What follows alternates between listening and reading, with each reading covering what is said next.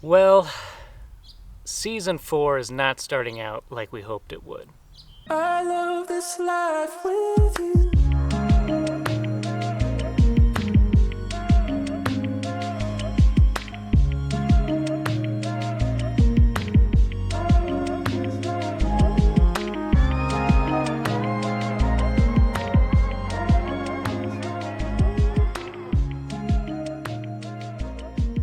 So I wanted to take this time to let you guys know about our season 4 sticker promo. As we do at the beginning of each season, we give out 50 Joint Movement Traveler stickers to anyone who comments with the hashtag Joint Movement Traveler down below in the comments on this video or the post that we'll send out on Instagram. They go very quickly, so make sure you get down there because it's only the first 50 people will get sent a free sticker. And what will happen is after you comment, we will comment below you and send you a little link where you'll fill out a secure form that gives us your mailing address, and we will send one of these awesome Joint Movement Traveler stickers directly to you in the mail. The weeks following us sending out these stickers to you all is some of Megan and I's favorite weeks because we get to see where you all are placing your sticker on and where you're traveling to. We've seen you all place it on Yeti cooler cups, coolers in general, on your car, on your RV, and that's really awesome to see where you've placed our sticker.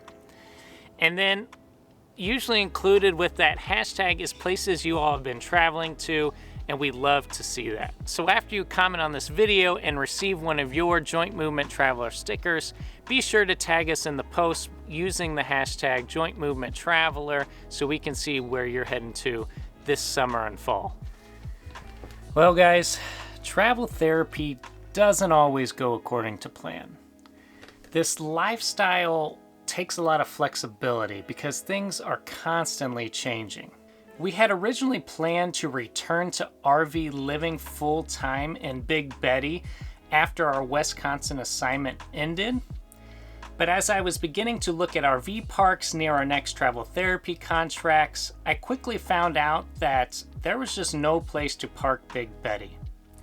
Now, we hadn't signed on the dotted line yet, but what I was finding is that a lot of the snowbirds were coming up to this region for some fun summertime where we wanted to go, and they were taking up most of the monthly slots. And then the remaining few slots had people in there still from the pandemic that had moved their RV into there and had stopped paying rent. And so a lot of the RV park owners were a little skittish about opening up all their monthly slots and had converted most of them to daily slots. That being said, we really wanted to spend the summer in the state of Washington and more specifically explore the Pacific Northwest, which we had gotten to do on the outskirts while in our first contract in Montana. So we started looking at the options, and one of those options was to put our RV in storage back in our home state of Missouri and drive all the way out here to Washington to rent an Airbnb.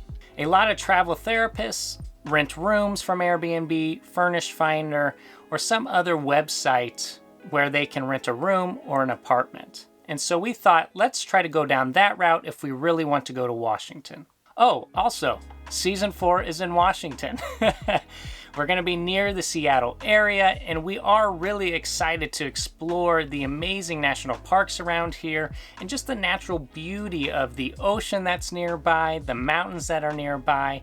It's going to be a great season. So after looking on Airbnb, we decided to rent a camper. Ironically, we are moving back into RV life, even if just in the short term. Now, we chose this camper because the price per month was a lot lower than the other places we were seeing on Airbnb and Furnish Finder. The Seattle area, or any area near a city, makes the cost of living skyrocket. And there was people renting out rooms for about $1,500 plus, and that's just you renting a room and then needing to share a kitchen and other living spaces. So we landed on this little camper just outside of Tacoma, and it looked really good. The pictures looked great and everything.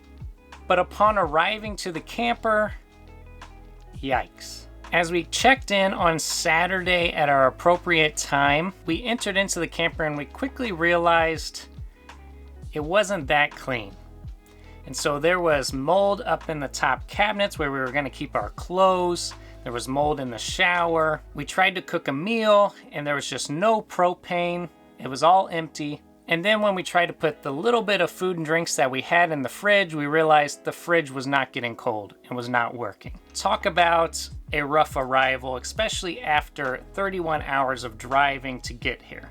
So we quickly jumped into action to get the place into a livable situation, because this is what we had to work with for at least a month before we could move into another Airbnb we had set up, which is more of like a studio apartment nearby. So we broke out the bleach and water mixture and we wiped down everything. We wiped down the fridge, we wiped down all the mold to kill it and get it away, to make the living space a little bit more, livable. Thankfully, since we had renovated our own RV and had been living in an RV for a full year before arriving here, I knew a little bit about the electrical system, the propane system. I just knew enough about RVs that I could troubleshoot a few things. What I found was that there was a breaker blown that was causing the one side of the RV to not work, including the fridge. And so we quickly flipped that breaker over, and next thing we knew, our fridge was getting cold. I also went out to where the propane was and realized both of these canisters are empty,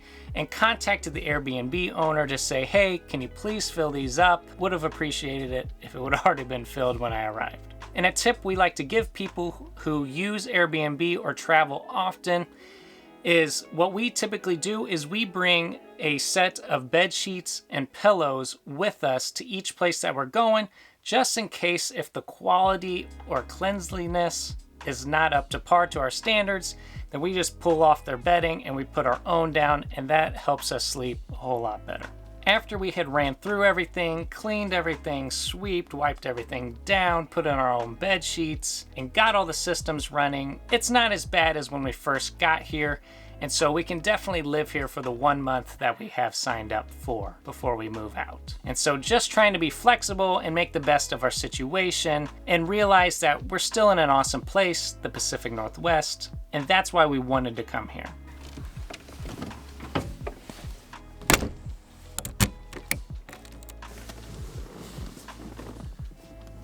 Unfortunately, our PT license is still pending with the state of Washington, even though we turned in our paperwork about 5 weeks ago. And the clinic that we'll be working for doesn't accept the PT compact license that we have, which really stinks because we can get that in like a day for the state of Washington. So until our licenses come through, we're kind of in wait mode. But we're gonna make the most of it by seeing the city of Seattle. So today we're going downtown to see some of the famous sites like Pike Place Market and the Gum Wall.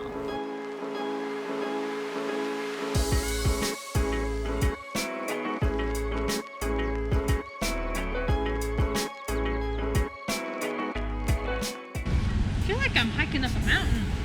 These streets are hilly. So it's probably no secret that I am not a huge fan of traveling in cities, finding parking. There's money you can spend everywhere in every which corner. It's just not my favorite. I really like more nature places. It's a lot quieter. You don't have to worry about getting ran over by sports cars. And it just seems simpler, but there's a lot of cool things to do in cities and you gotta try them out. And so we're so close to Seattle that we need to go check out some things.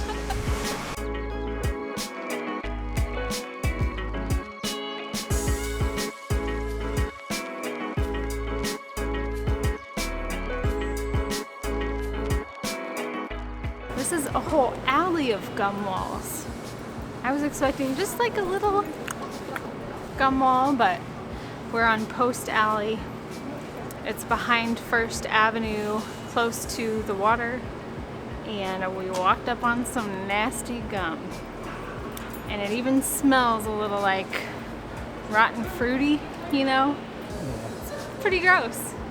I don't know why this is a thing.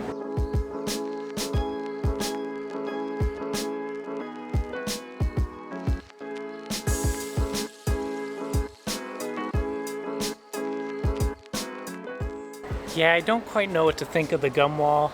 I stayed pretty far away from it. We didn't add any of our own gum to the gum wall. No. And I was kind of okay with that.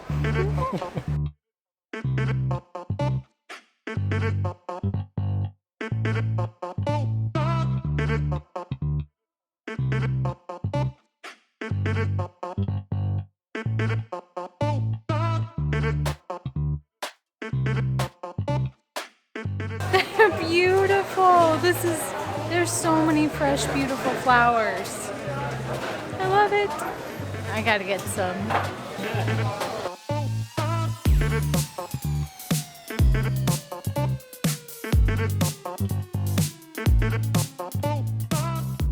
You see those salmon?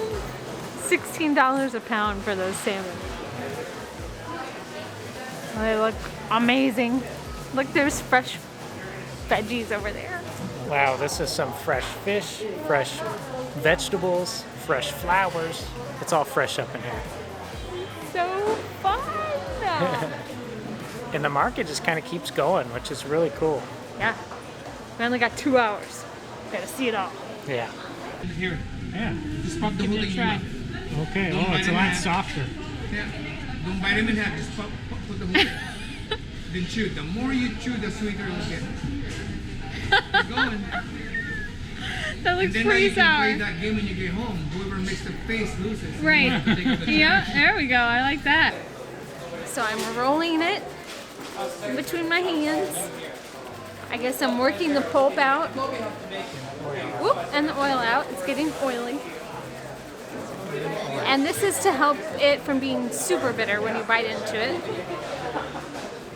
You can see the oil on my hands and the orange. Did I go? Go for it. Keep chewing, keep chewing.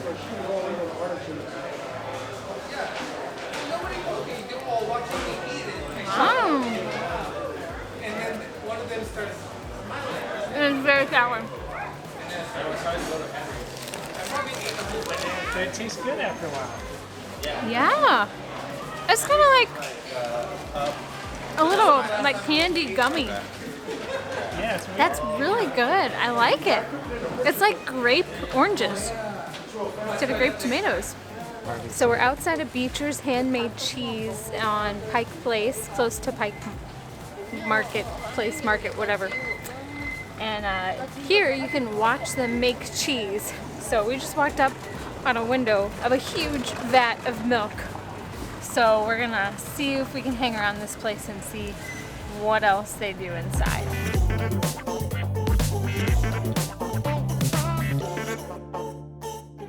We just stopped into Beecher's Cheese and we got some of their crackers, which are like the best Cheez-Its in the world. And then we are trying their cheese called New Woman. It has Jamaican jerk spices in it. So it's supposed to be a little spicy, a little cheesy, a little flavorful. little flavorful. We're gonna try it. There's Son of Vengeance. You know, I really want to try this. I've never been to it. Have you ever had it? So the flavor like filled my nasal cavities before I even tasted it. It tastes like Jamaican jerk barbecue and cheese. It's good. Good? Yeah, you want to try some? Yeah. Whoa. The spices, they hit you. It's not hot, but it's just like so flavorful. Does it remind you of Indian food? Like, It does a little bit. Kind of like Indian food and cheese put together, but on a really good homemade Beecher cracker. It's good stuff. So just behind me is the original and oldest Starbucks, which started here in Seattle. Now you can also see there's a huge line down the way, so we're definitely not going to be getting our coffees from there today, but it would have been really cool to go inside because they do have a medallion stating like when Starbucks was first created and how long that store has been there. And Megan just informed me that this is why they call their main roast Pike Place. I'm embarrassed to say I did not know that. hadn't But cool. connected it yet. Yeah, I was like, what are you talking about? And then it, like a light bulb went off in my head. Oh, Oh, we're on Pike. Okay, cool. got it. Cool.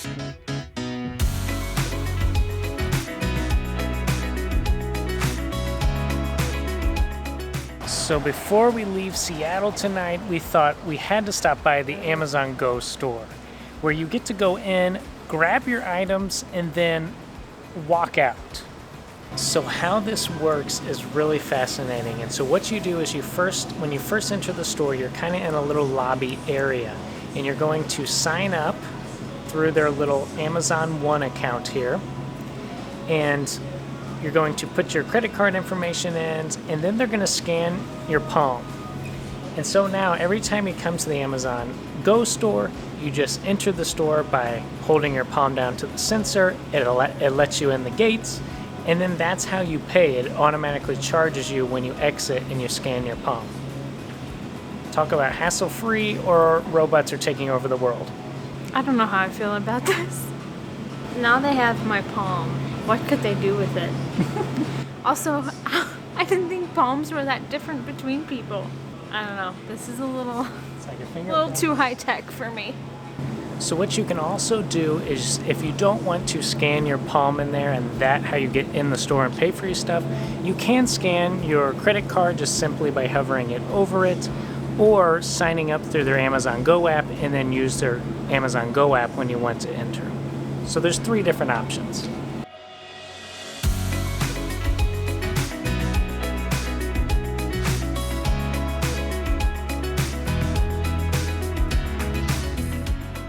The crazy part is, after you're done shopping, you just walk out the exit doors and it charges your card. So no waiting in line, no self-checkout, no hassle. And it was a fun but weird experience. I feel like we just got us some stuff for free. It feels like you stole. It's kind of weird.